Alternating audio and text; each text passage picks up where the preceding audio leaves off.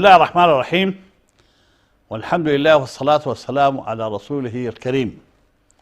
Today we are going to read an African story called Dead Man's Path. This story is written by Chinua Achebe. Now, who is Chinua Achebe? Chinua Achebe was born in 1939 and raised in the Igbo village of Ogidi in eastern Nigeria. His first language was Igbo. As a Christian, Achebe was excluded from certain traditional practices of non-Christians. Nevertheless, he was always fascinated by the folk tales and rituals of tribal life. After attending a mission school where he learned English, Achebe entered college.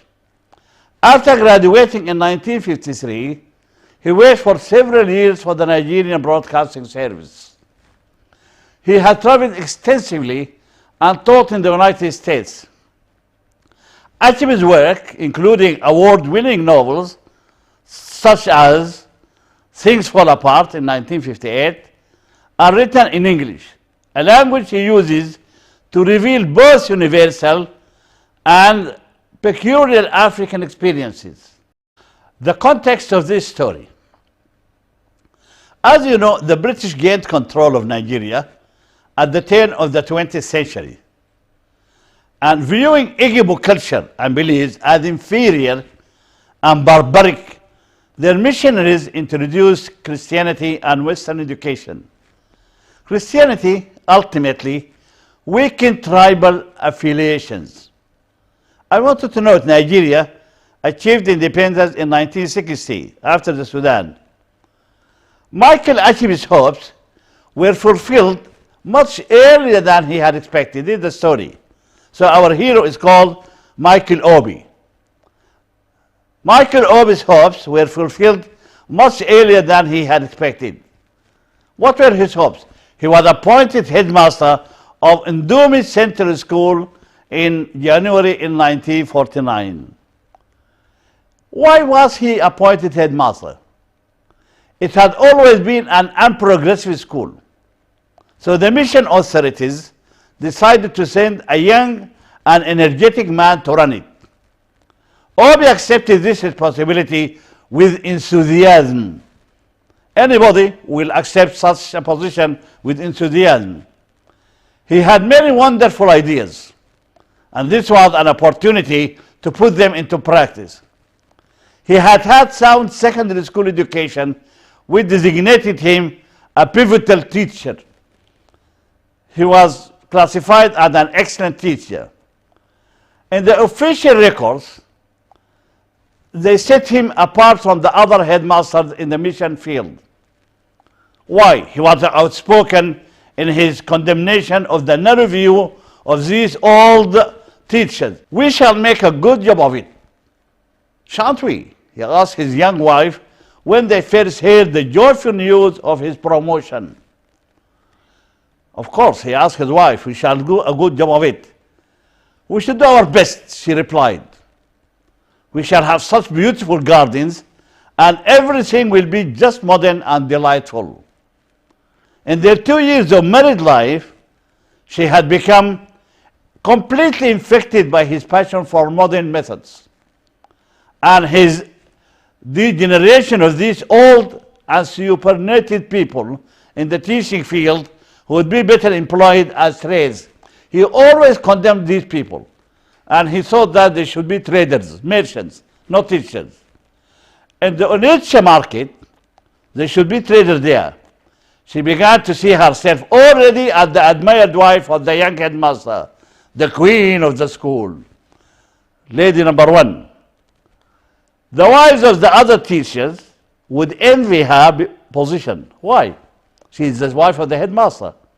She would set the fashion in everything. Then suddenly it occurred to her that there might not be other wives. Wavering between hope and fear, she asked her husband, looking anxiously at him. All our colleagues are young and unmarried, he said with enthusiasm.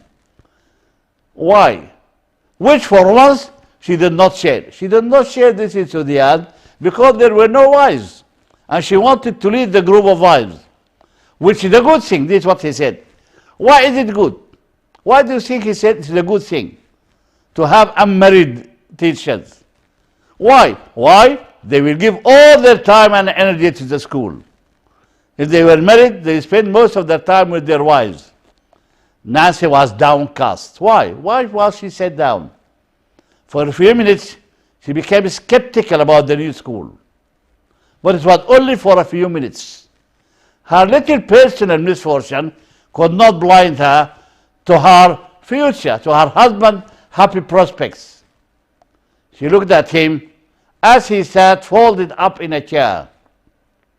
He was stoop shoulders, he was rather bent, and looked frail. He looked weak. But he sometimes surprised people with sudden bursts of physical energy.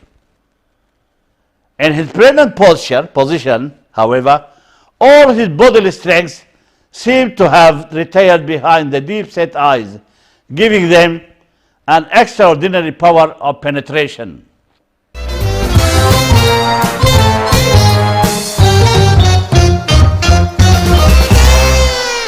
He was only 26, but looked 30 or more.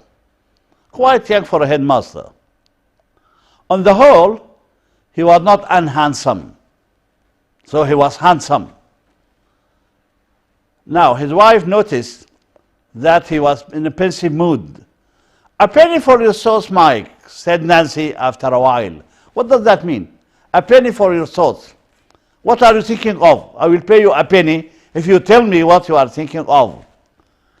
Initiating the women's magazine, she read, "I was thinking what a grand opportunity we have got at last to show these people how a school should be run. This is a chance for us to give an example of how to run a school." The Doomy School was backward in every sense of the word. Mr. Obi put his whole life into the work, and his wife hers too. He had two aims.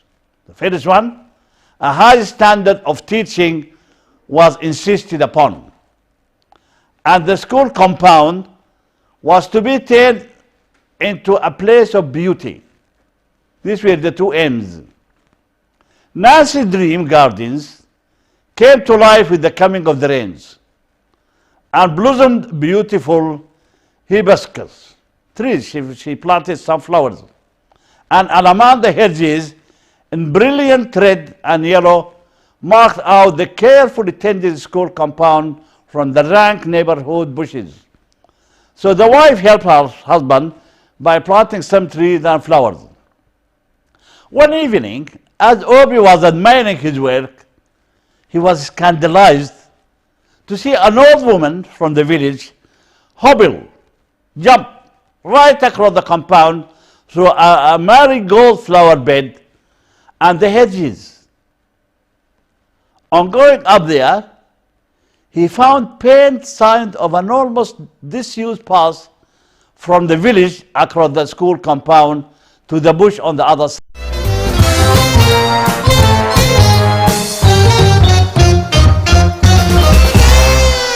"It amazes me," said Obi to one of the teachers who had been 3 years in the school, "that you people allowed the villagers to make use of this footpath. It's simply incredible."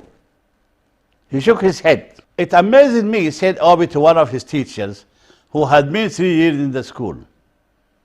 What amazes him? That this old woman jumped over the hedges and he saw a path. That you people allowed the villagers to make use of the footpath. It's simply incredible. He shook his head. "The path," said the teacher, apologetically apologizing, "appears to be very important to them, to the villagers, although it is hardly used. Why is it important? It connects the village shrine with their place of burial, where they bury their deaths. And what has that got to do with the school?" asked the headmaster. "Well, I don't know," replied the other with a shrug of his shoulders.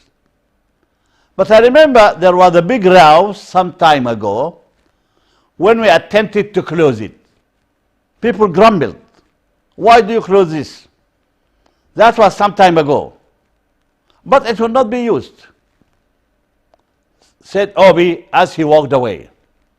What will the government education authorities or office think of this when he comes to inspect the school next week? The villagers might, for all I know, decide to use the school rooms for a pagan ritual during the inspection. Obi was afraid that if he allowed these people to use the path, if they jump over the hedges, then they might use the rooms for their meeting, for the religious rituals. So what did he do?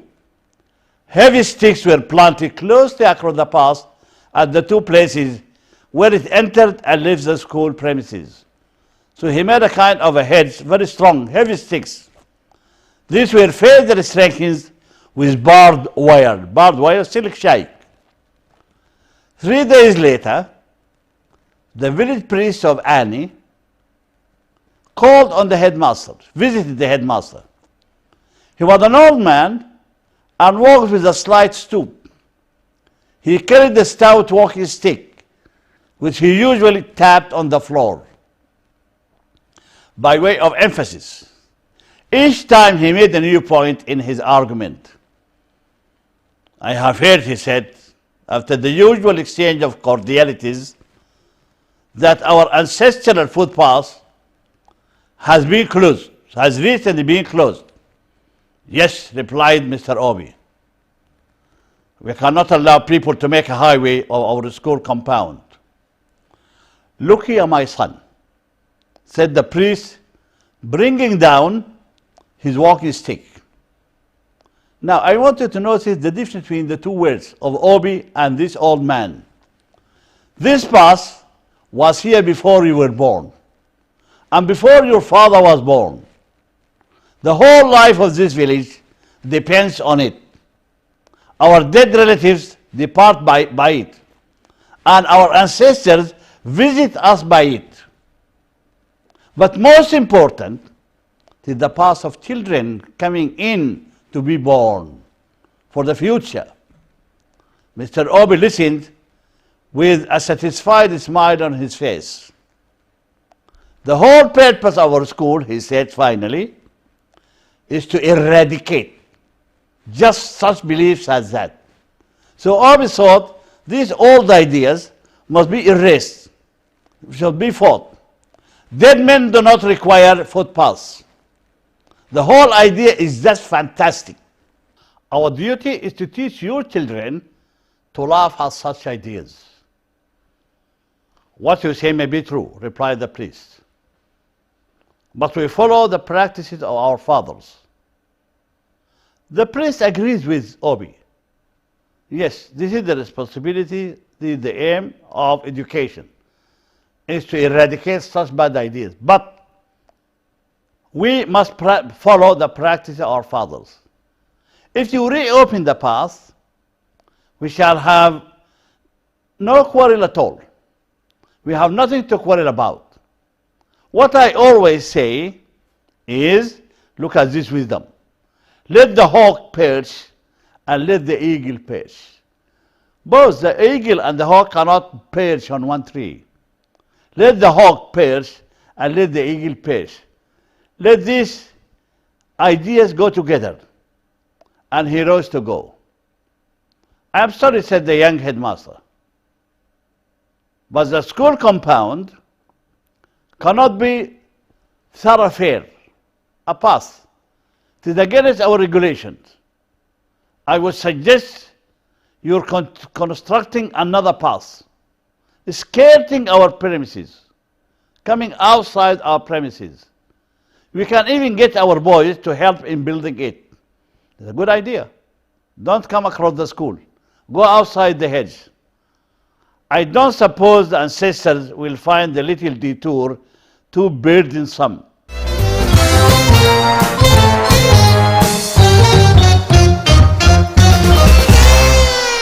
I have no more words to say, said the old priest, already outside.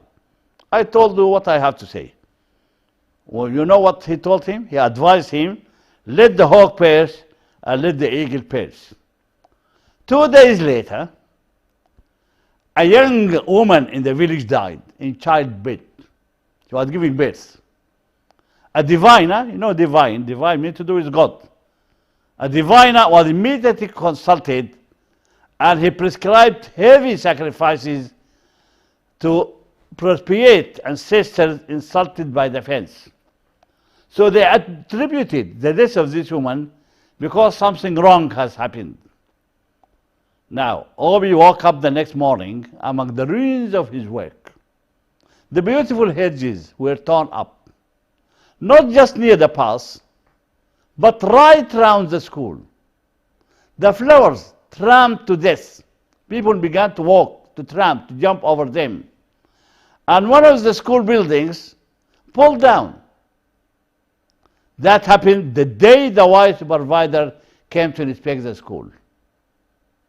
I wrote a nasty report on the state of the premises, but more seriously about the tribal war situation developing between the school and the village, arising in part, this war, arising in part from the misguided zeal, enthusiasm of the new headmaster. Right? This is the end of the story. So the report came as follows. There is a war. A war between who? Between the zeal, the enthusiasm, Hamasat, the headmaster, and the ideas of the old. So he lost everything. All the school is broken. Now there are a few questions. I will try to answer one or two of them. These are comprehension questions.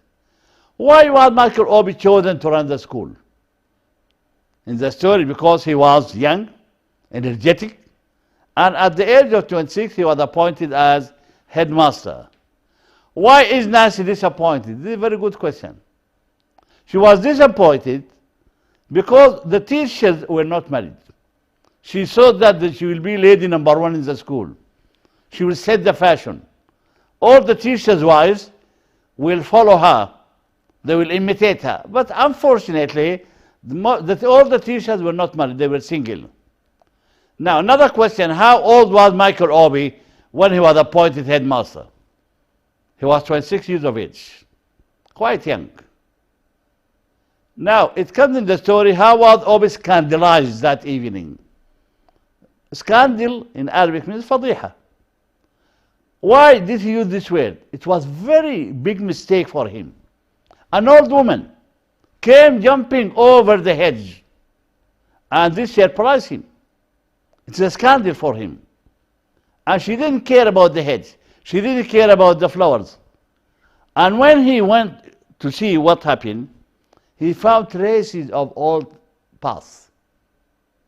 Now, the last question, why is the path important to the villagers?